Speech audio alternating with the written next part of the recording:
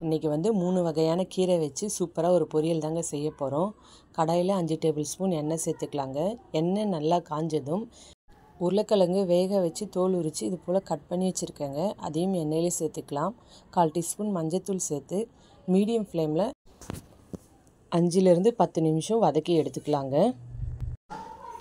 இந்த அளவுக்கு வதங்கினதும் தனியாக எடுத்து வச்சுக்கலாங்க. அதே எண்ணெயில் கடுகு சேர்த்துக்கலாம். கடுகு நல்லா பொரிஞ்சதும் 2 பெரிய வெங்காயம் கட் பண்ணி வச்சுருக்கேங்க. தேவையான அளவு உப்பு சேர்த்து நல்லா வதக்கி விட்டுக்கலாங்க. 3 தக்காளி கட் பண்ணி வச்சுருக்கேன், அதையும் சேர்த்து வதக்கிக்கலாம். பாலக்கீரை, சிவப்பு பொன்னாங்கண்ணி, வெள்ளை பொன்னாங்கண்ணி, நம்ம வறுத்து வச்சுருக்க உருளைக்கிழங்கையும் சேர்த்து மூடி வச்சு வேக வைக்கலாங்க. காரத்துக்கேற்க பச்சை மிளகா, 1/2 டீஸ்பூன் சீரகம், 10 பல் பூண்டு இது போல் கொரப்பாக அரைச்சி எடுத்து இதோடு சேர்த்துக்கலாங்க. இதையும் நல்லா கலந்து விடலாங்க. காரத்துக்கேற்ப மிளகாத்தூள் சேர்த்துக்கலாங்க. மிளகாத்தூள் வீட்டில் அரைச்சதுங்க. இந்த லிங்க்கு நான் கீழே கொடுக்குறேன், தேவைப்படுறவங்க பார்த்துக்கோங்க.